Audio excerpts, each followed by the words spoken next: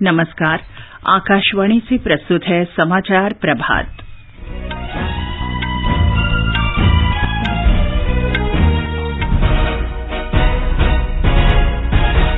राष्ट्रपति रामनाथ कोविंद ने सैन्य अधिकारियों को वीरता पुरस्कार से अलंकृत किया। पाकिस्तान के लड़ाकू विमान को मार गिराने वाले ग्रुप कैप्टन अभिनंदन वर्धमान वीर चक्र से सम्मानित। केंद्रीय मंत्री नितिन गडकरी ने कहा, भारतमाला के पहले और दूसरे चरण के अंतर्गत 65,000 किलोमीटर राष्ट्रीय राजमार्ग का निर्माण किया जा रहा है। वित्त मंत्री निर्मला सीतारामन आज जम्मू में ऋण मेला और वित्तीय समावेशन कार्यक्रम में भाग लेंगी। राष्ट्रीय अन्वेषण अभिकरण ने आतंकवादी गतिविधियों के लिए धन उपलब्ध कराने के मामले में श्रीनगर में कई स्थानों पर छापे मारे।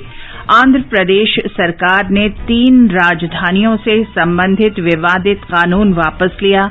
दिल्ली सरकार ने वायु गुणवत्ता में सुधार को देखते हुए निर्माण कार्य पर लगी रोक हटाई।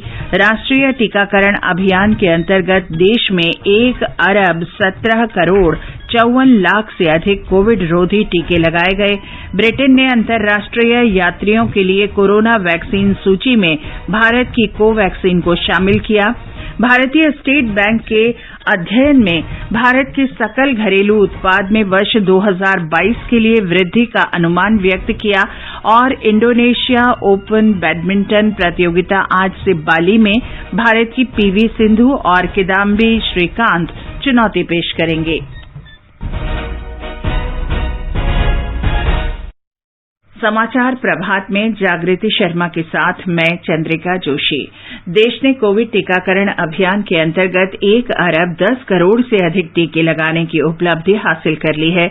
इस महत्वपूर्ण कार्य में योगदान करने वाले चिकित्सकों, नर्सों, अन्य स्वास्थ्य कर्मियों, अग्रिम पंक्ति के कार्यकर्ताओं और टीका लगवा चुके सभी लोगों का आकाशवाणी अभिनंदन करता है। हम आपको सतर्क करना चाहते हैं कि कोविड अभी समाप्त नहीं हुआ है। आपसे अपील है कि यथाशीघ्र दोनों टीके लगवाएं और अन्य लोगों को भी टीके लगवाने के लिए प्रेरित करें। सावधानी के तौर पर कृपया 3 आसान उपायों का पालन अवश्य करें। मास्क लगाएं, 2 गज की सुरक्षित दूरी बनाए रखें, हाथ और चेहरा साफ रखें। कोविड से संबंधित कोई भी जानकारी और मार्गदर्शन के लिए राष्ट्रीय हेल्पलाइन नंबर 01123978046 और 1075 पर संपर्क करें। देश के 75वें स्वाधीनता दिवस समारोहों के उपलक्ष्य में आजादी का अमृत महोत्सव के अंतर्गत सरकार अनेक गतिविधियों का आयोजन कर रही है। इस अवसर को जन उत्सव के रूप में मनाते हुए आकाशवाणी समाचार ने स्वाधीनता संग्राम और उसके गौरवशाली इतिहास पर विशेष प्रश्नोत्तरी कार्यक्रम शुरू किया है। ये क्विज 15 अगस्त 2022 तक प्रत्येक सोमवार और मंगलवार को समाचार प्रभात में शामिल होगा। भारतीय डाक विभाग अमृत महोत्सव क्विज में आकाशवाणी के साथ सहयोगी के रूप में शामिल है। अमृत महोत्सव क्विज में कल का प्रश्न था, उस जहाज का नाम बताएं जिसके कर्मियों के हड़ताल पर जाने के कारण रॉयल इंडियन नेवी का विद्रोह शुरू हुआ। इस प्रश्न का सही उत्तर है HMIS तलवार।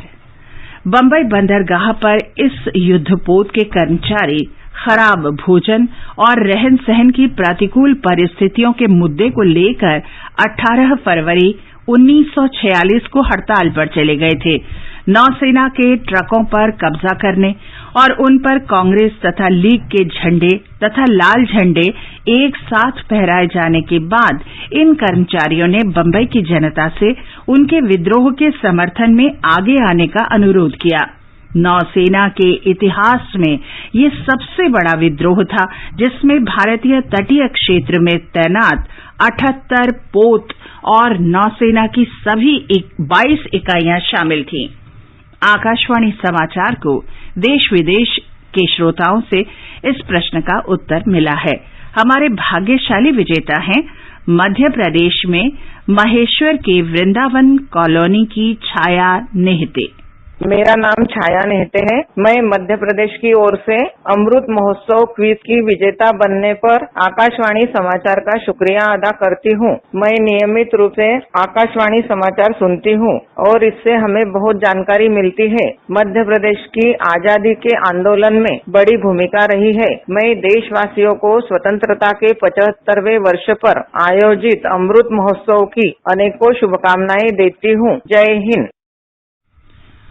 और अब अमृत महोत्सव क्विज में 30वां प्रश्न।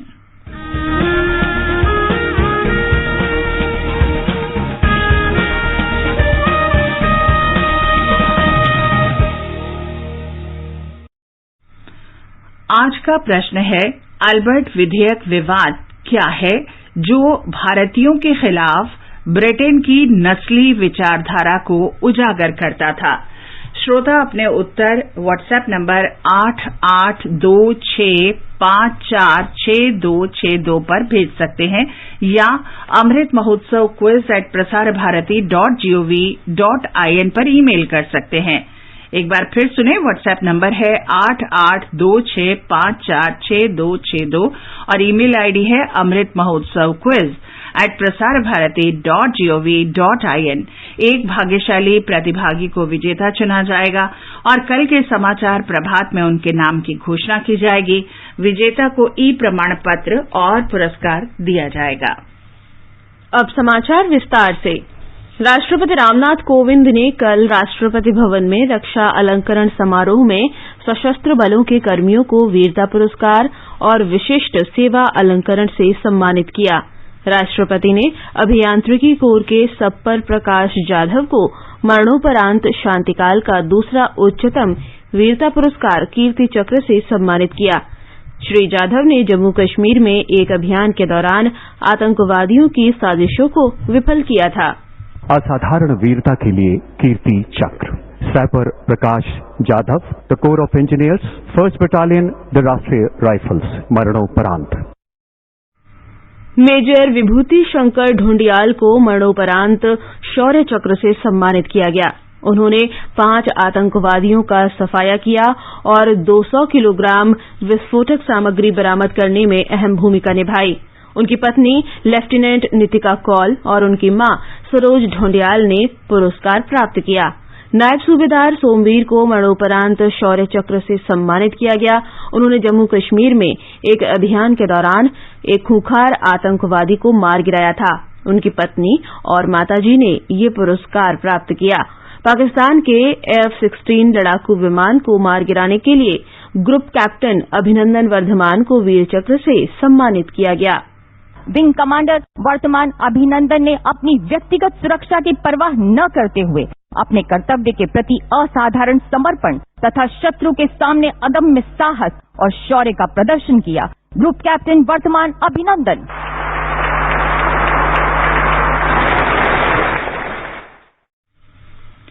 सड़क परिवहन और राजमार्ग मंत्री नितिन गडकरी ने कहा है कि भारतमाला के चरण 1 और 2 के अंतर्गत 65,000 किलोमीटर राष्ट्रीय राजमार्ग का निर्माण किया जा रहा है।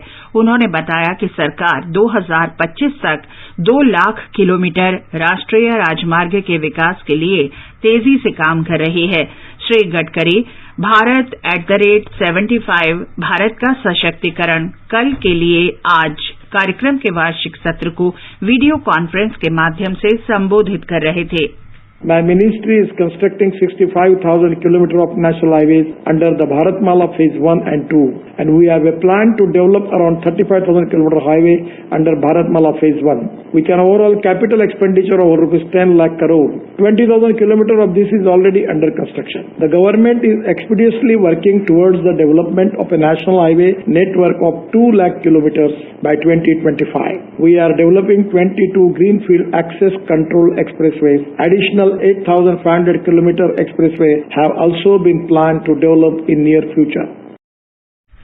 श्री गडकरी ने कहा कि हरित राजमार्ग अभियान के अंतर्गत सरकार उन राजमार्गों पर वृक्षारोपण करा रही है जहां स्थानीय समुदायों, किसानों, गैर सरकारी संगठनों और निजी क्षेत्र की बड़ी भागीदारी की संभावना है। उन्होंने कहा कि बुनियादी ढांचे में निवेश का लाभ लेने के लिए निजी क्षेत्र लॉजिस्टिक पार्क, स्मार्ट शहर और औद्योगिक पार्क के निर्माण में निवेश कर सकता है। केंद्रीय वित्त मंत्री निर्मला सीतारामन जम्मू कश्मीर के 2 दिन के दौरे पर हैं। वित्त मंत्री आज जम्मू में ऋण मेला और वित्तीय समावेशन कार्यक्रम में भाग लेंगी। श्रीमती सीतारामन ने कल श्रीनगर के राजबाग में एक नया आयकर भवन सह आवासीय परिसर द चिनार का उद्घाटन किया। 2005 में आतंकवादी हमले में ये आयकर भवन क्षतिग्रस्त हो गया था। इस अवसर पर वित्त मंत्री ने कहा कि नए कार्यालय परिसर में और आयकर सेवा केंद्र की स्थापना से करदाताओं को जनभागीदारी की भावना से बेहतर सेवाएं प्रदान की जा सकेंगी। राष्ट्रीय अन्वेषण अभिकरण एनआईए ने जम्मू कश्मीर में आतंकियों को धन मुहैया कराने के मामले में श्रीनगर में कई जगहों पर छापे मारे हैं। एनआईए की टीम ने स्थानीय पुलिस और केंद्रीय रिजर्व पुलिस बल के सहयोग से श्रीनगर के सिटी सेंटर, लाल चौक, अमीरा कदल और सोनावर इलाके में छापेमारी की। जम्मू कश्मीर में आतंकी गतिविधियों को जारी रखने के लिए विभिन्न संगठनों द्वारा आतंकी गुटों को धन मुहैया कराए जाने के बारे में जानकारी मिली थी। आंध्र प्रदेश सरकार ने 3 राजधानियों से संबंधित विवादास्पद कानून वापस ले लिया है। वाईएस जगनमोहन रेड्डी सरकार ने पिछले वर्ष पारित सभी क्षेत्रों का विकेंद्रीकरण और समावेशी विकास अधिनियम वापस ले लिया है। इसका उद्देश्य आंध्र प्रदेश की 3 राजधानियां बनाना था। आंध्र प्रदेश में इस प्रस्तावित कानून को लेकर पिछले 2 वर्ष से विरोध प्रदर्शन हो रहे थे। मुख्यमंत्री ने कल विधानसभा में कहा कि सरकार नया विधेयक पेश करेगी जिसमें कोई गलती नहीं होगी। महाधिवक्ता एस सुब्रमण्यम ने भी उच्च न्यायालय को बताया कि राज्य सरकार ने कानून वापस लेने का फैसला किया है। दिल्ली सरकार ने राष्ट्रीय राजधानी में वायु गुणवत्ता में सुधार को देखते हुए सभी निर्माण संबंधी गतिविधियों पर प्रतिबंध हटा दिया है। दिल्ली के पर्यावरण मंत्री गोपाल राय ने कहा है कि निर्माण कार्य बंद होने के कारण कामगारों को हो रही कठिनाइयों पर विचार करते हुए प्रतिबंध हटा लिया गया है। श्री राय ने कहा कि अन्य राज्यों से दिल्ली आने वाले ट्रकों पर प्रतिबंध 26 नवंबर तक बढ़ा दिया गया है, लेकिन ये प्रतिबंध आवश्यक सेवाओं पर लागू नहीं होगा। स्कूल, कॉलेज, संस्थान, प्रशिक्षण केंद्र और अन्य संस्थाएं अगले आदेश तक बंद रहेंगी। और आगे बढ़ने से पहले एक नजर मुख्य समाचारों पर। राष्ट्रपति रामनाथ कोविंद ने सैन्य अधिकारियों को वीरता पुरस्कार से अलंकृत किया। पाकिस्तान के लड़ाकू विमान को मार गिराने वाले ग्रुप कैप्टन अभिनंदन वर्धमान वीर चक्र से सम्मानित। केंद्रीय मंत्री नितिन गडकरी ने कहा, भारतमाला के पहले और दूसरे चरण के अंतर्गत 65,000 किलोमीटर राष्ट्रीय राजमार्ग का निर्माण किया जा रहा है। वित्त मंत्री निर्मला सीतारामन आज जम्मू में ऋण मेला और वित्तीय समावेशन कार्यक्रम में भाग लेंगी। राष्ट्रीय अन्वेषण अभिकरण ने आतंकवादी गतिविधियों के लिए धन उपलब्ध कराने के मामले में श्रीनगर में कई स्थानों पर छापे मारे। आंध्र प्रदेश सरकार ने 3 राजधानियों से संबंधित विवादित कानून वापस लिया। दिल्ली सरकार ने वायु गुणवत्ता में सुधार को देखते हुए निर्माण कार्य पर लगी रोक हटाई। राष्ट्रीय टीकाकरण अभियान के अंतर्गत देश में 1 अरब 17 करोड़ 54 लाख से अधिक कोविड रोधी टीके लगाए गए। ब्रिटेन ने अंतर्राष्ट्रीय यात्रियों के लिए कोरोना वैक्सीन सूची में भारत की कोवैक्सीन को शामिल किया। भारतीय स्टेट बैंक के अध्ययन में भारत के सकल घरेलू उत्पाद में वर्ष 2022 के लिए वृद्धि का अनुमान व्यक्त किया गया। और इंडोनेशिया ओपन बैडमिंटन प्रतियोगिता आज से बाली में भारत की पीवी सिंधु और किदाम्बी श्रीकांत चुनौती पेश करेंगे। देश में 1 अरब 17 करोड़ 54 लाख से अधिक कोविड रोधी टीके लगाए जा चुके हैं। इनमें से 76 करोड़ 80 लाख टीके पहली डोज के रूप में और 40 करोड़ 74 लाख टीके दूसरी डोज के रूप में लगाए गए हैं। स्वास्थ्य मंत्रालय ने बताया कि कल 63 लाख से अधिक टीके लगाए गए। ब्रिटेन ने भारत में निर्मित कोवैक्सीन को अंतर्राष्ट्रीय यात्राओं के लिए कोविड वैक्सीन की स्वीकृत सूची में शामिल कर लिया है। इस कदम से ब्रिटेन की यात्रा करने वाले दोनों टीके लगा चुके भारतीयों को अधिक फायदा होगा। उन्हें अब पीसीआर टेस्ट कराने या पृथकवास में रहने की जरूरत नहीं होगी। इस महीने के शुरू में भारत बायोटेक द्वारा निर्मित कोवैक्सीन को विश्व स्वास्थ्य संगठन ने आपात उपयोग की सूची में शामिल कर लिया था, जिसके कारण ब्रिटेन ने 22 नवंबर से कोविड की स्वीकृत वैक्सीन की सूची में इसे शामिल करने की घोषणा की। भारतीय स्टेट बैंक के अनुसंधान में वित्त वर्ष 2022 के लिए भारत के सकल घरेलू उत्पाद की वृद्धि का अनुमान बढ़ा दिया गया है। पहले के अनुमान में सकल घरेलू उत्पाद की वृद्धि दर 8.5 से 9% बताई गई थी, लेकिन अब इसे बढ़ाकर 9.3 से 9.6 के बीच बताया गया है। सकल घरेलू उत्पाद का संशोधित अनुमान भारतीय स्टेट बैंक के मौजूदा वित्त वर्ष की 9.5% की वृद्धि दर के अनुमान के अनुरूप है। बाली में आज से शुरू हो रही इंडोनेशिया ओपन बैडमिंटन प्रतियोगिता में विश्व चैंपियन पीवी सिंधु और दुनिया के पूर्व नंबर 1 खिलाड़ी किदाम्बी श्रीकांत भारतीय चुनौती की अगुवाई करेंगे। प्रतियोगिता में पिछले सप्ताह इंडोनेशिया मास्टर्स में सेमीफाइनल तक पहुंचने वाली सिंधु और श्रीकांत सहित भाग लेने वाले सभी भारतीय बैडमिंटन खिलाड़ी शामिल हैं। प्रसिद्ध भारतीय अभिनेता और राष्ट्रीय पुरस्कार विजेता मनोज वाजपेयी कल पणजी में 52वें भारतीय अंतर्राष्ट्रीय फिल्म महोत्सव इफ्फी सेतर एक संवाद सत्र में शामिल हुए।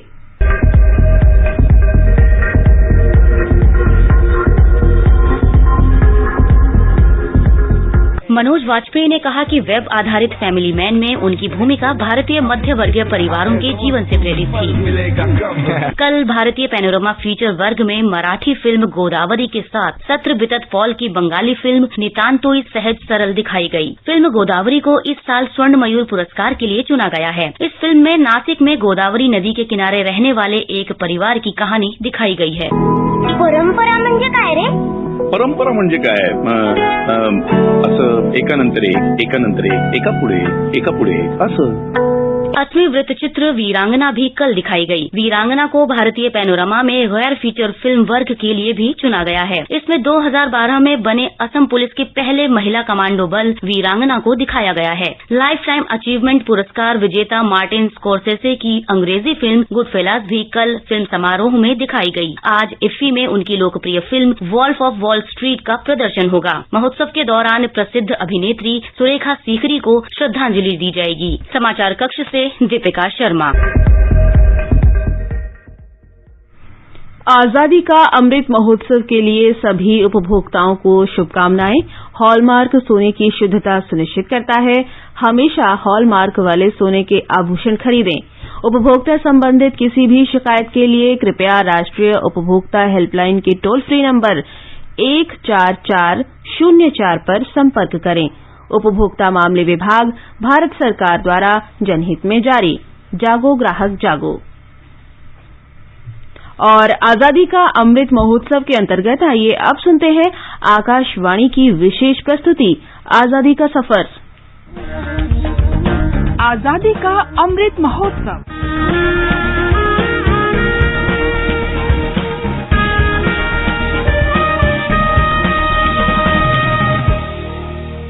आजादी का सफर आकाशवाणी के साथ। एक राष्ट्र का जन्म। भारत का गौरवशाली स्वतंत्रता संग्राम आधुनिक विश्व के अब तक के सबसे बड़े संघर्षों में से एक है। आकाशवाणी समाचार आपके लिए प्रतिदिन इस संग्राम की एक झलक लेकर आता है। आज आजादी का सफर श्रृंखला की 100वीं कड़ी में हम विश्व स्तर पर प्रसिद्ध भारतीय वैज्ञानिक जगदीश चंद्र बोस की पुण्यतिथि पर उन्हें याद कर रहे हैं। उनका निधन 23 नवंबर 1937 को हुआ था। बोस ने प्लांट फिजियोलॉजी, रेडियो टेक्नोलॉजी, प्राकृतिक दुनिया की हमारी आधुनिक समझ और कई अन्य वैज्ञानिक क्षेत्रों में महत्वपूर्ण योगदान दिया है। बोस की अभूतपूर्व वैज्ञानिक खोजों ने आधुनिक भारत के निर्माण के लिए प्रेरित किया। साथ ही ब्रिटिश साम्राज्यवाद के खिलाफ लड़ाई में भारत को पुष्ट पहचान के साथ प्रेरित किया। जगदीश चंद्र बोस का जन्म 30 नवंबर 1858 को मुंशीगंज बंगाल प्रेसिडेंसी में हुआ था, जो अब बांग्लादेश में है। उनके पिता भगवान चंद्र बोस एक सिविल अधिकारी थे। वे हिंदू सुधार आंदोलनों में भी सक्रिय थे। बोस का पालन पोषण भारतीय परंपराओं और संस्कृति के प्रति समर्पित परिवार में हुआ था। बोस के पिता ने उन्हें महंगे अंग्रेजी भाषा के स्कूल में भेजने के बजाय एक स्थानीय भाषा के स्कूल में भर्ती कराया ताकि वे अपनी बांग्ला भाषा सीख सकें और विभिन्न प्रकार के लोगों को जान और समझ सकें। प्रारंभिक जीवन के इस अनुभव और विभिन्न लोगों के साथ संपर्क का प्रभाव जीवन भर बोस पर रहा और ये उनके काम तथा जीवन के प्रति उनके दृष्टिकोण में दिखता था।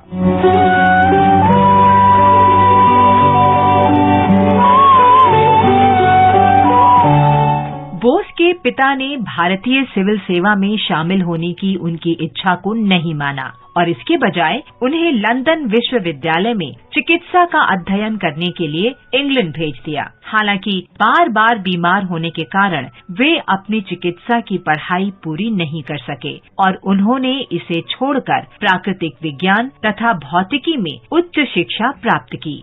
भारत लौटने के बाद बोस ने प्रेसिडेंसी कॉलेज में भौतिकी के प्रोफेसर के रूप में सेवाएं दी।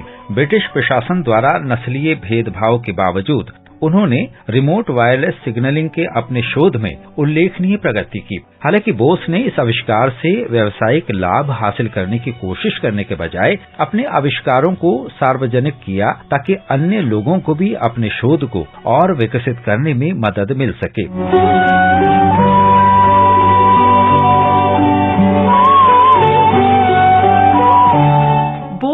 प्लांट फिजियोलॉजी में कई आविष्कार किए और अपने एक आविष्कार क्रेस्कोग्राफ का इस्तेमाल विभिन्न क्रियाओं के लिए पौधों की प्रतिक्रिया को मापने के लिए किया और इस तरह वैज्ञानिक रूप से जानवरों तथा पौधों के ऊतकों के बीच समानता साबित हुई। अपने शोध को सुविधाजनक बनाने के लिए उन्होंने बेहद मामूली संचार को दर्ज करने में सक्षम स्वचालित रिकॉर्डर का निर्माण किया। इन उपकरणों ने कुछ आश्चर्यजनक परिणाम दिए, जैसे कि घायल पौधों का कांपना, जिसे बोस ने पौधों में महसूस करने की शक्ति के रूप में व्याख्यायित किया। 1917 में उन्होंने भारत के एक प्रमुख और सबसे पुराने शोध संस्थानों में से एक बोस संस्थान की स्थापना की।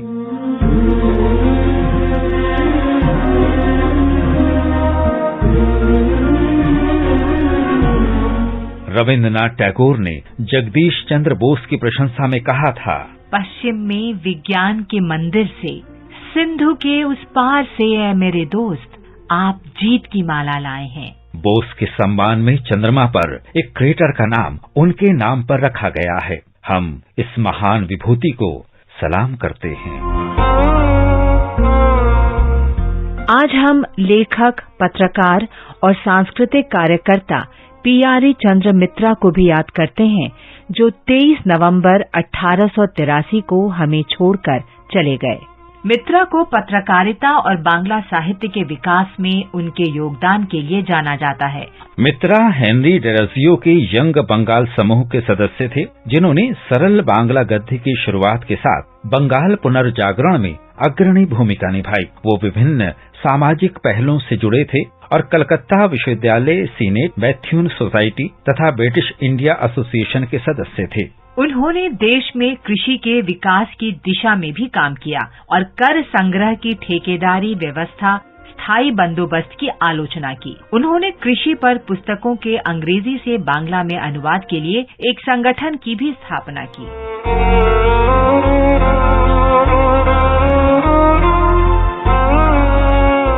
1857 में मित्रा ने राधानाथ सिकदर के साथ मिलकर एक छोटी मासिक पत्रिका शुरू की, जिसमें सरल बांग्ला भाषा का इस्तेमाल किया गया था। ये बांग्ला के प्रयोग में एक बड़ी सफलता थी और ये पत्रिका जल्द ही बहुत लोकप्रिय हो गई। छद्म नाम टेकचंद ठाकुर से लिखे गए उनके उपन्यास अलालेर घोरे दुलाल में सरल बंगाली गद्य का इस्तेमाल किया, जो उस समय की बोलचाल की भाषा के करीब था। इसकी लोकप्रियता इतनी अधिक थी कि इसकी भाषा शैली को अलाली के नाम से जाना जाने लगा। मित्रा जीवन के अंतिम समय तक भारतीय समाज की भलाई के लिए काम करते रहे। भारत भूमि के इस महान सपूत को हम सलाम करते हैं। इसके साथ ही आजादी का सफर आकाशवाणी समाचार के संग श्रृंखला की ये कड़ी समाप्त हुई। मिलते हैं कल अगली कड़ी में। कोरोना जागरूकता श्रृंखला में आज रात 9:30 बजे दिल्ली के राम मनोहर लोहिया अस्पताल के डॉक्टर A.K. वार्ष्णेय कोरोना से संबंधित सवालों के जवाब देंगे। श्रोता टोल फ्री नंबर 1800-115767 और 00112331444 पर भी सवाल पूछ सकते हैं। और एक नजर मौसम पर। दिल्ली में मौसम साफ रहा। मुंबई, कोलकाता और चेन्नई में बादल छाए रहेंगे। हल्की बारिश हो सकती है। श्रीनगर, जम्मू, लेह, गिलगित और मुजफ्फराबाद में मौसम साफ रहेगा। तापमान 0 से 8 डिग्री सेल्सियस नीचे और अधिकतम 26 डिग्री सेल्सियस के बीच रहने का अनुमान है। और जागृति, अब आप बताएं कि आज के समाचार पत्रों में क्या विशेष है। जी चंद्रिका, राष्ट्रपति भवन में अदम्य शौर्य और साहस से मातृभूमि की रक्षा करने वाले भारतीय सेना के जांबाजों को कीर्ति चक्र, वीर चक्र और शौर्य चक्र से सम्मानित करने की खबर चित्र सहित सुर्खियों में है। अमर उजाला के शब्द हैं, शौर्य का अभिनंदन। राजस्थान पत्रिका ने अलंकरण समारोह के चित्र के ऊपर लिखा है, जय हिंद की सेना। कोरोना की देश में स्थिति पर भी अखबारों की नजर है। दैनिक भास्कर का कहना है, नए केस लगातार घटे, बच्चों को टीके और बूस्टर डोज की जल्दबाजी नहीं। कृषि कानूनों की वापसी पर शेयर बाजार निराश, लिखा है दैनिक जागरण ने। पत्र का आकलन है, कृषि कानूनों को वापस लेने का फैसला शेयर बाजारों को रास नहीं आया। नवभारत टाइम्स के शब्द हैं, बाजार का मूड खराब, 7 महीने में एक दिन में सबसे बड़ी गिरावट। लोकसत्य ने गृह मंत्री अमित शाह के इस बयान को शीर्षक बनाया है, पूर्वोत्तर में आकर्षण का केंद्र बनेगा मणिपुर। बुलेटिन के समापन से पहले अमृत महोत्सव क्विज का आज का प्रश्न एक बार फिर, एल्बर्ट विधेयक विवाद क्या है जो भारतीयों के खिलाफ ब्रिटेन की नस्ली विचारधारा को उजागर करता था।